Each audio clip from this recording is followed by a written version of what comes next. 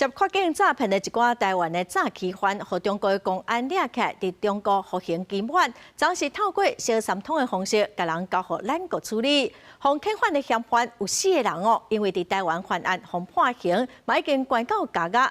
另外有4个人已经完成审问。也毋过哦，本地统计讲有10个嫌犯会互送回来，也毋过落尾煞只有8个，目前是个了解原因。渡船休伫码头，旅客落船，未少人透过小三通往回海峡两岸。即嘛有民众为厦门返来台湾，毋过内底乘客竟然有一个台湾籍诈欺犯，互大家真惊吓。刚好要回来的时候，就看到宜宾署的押一些犯人，觉得蛮可怕的。对道员他们记住我们长相的话怎么办？根据了解，这群人涉嫌做下境的诈欺，伫中国互抓到了后，已经伫当地服刑。即个去由中国的公安遣送回来，咱国部分的单位事先并无接到通知。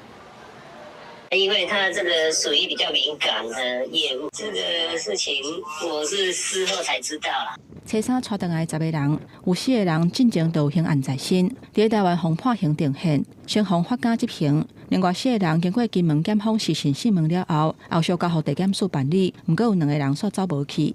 OK， 希望的补上去。其实各国协助遣送回国，过去有真侪案例。不过面对中国伫关系紧张、政治等等的因素，两方共同打击犯罪机制是真恶发挥作用。这个台湾籍的嫌犯互遣送回来，敢是代表两方有机会共同打击犯罪？我只能说，就是说至少这是一个好的开始。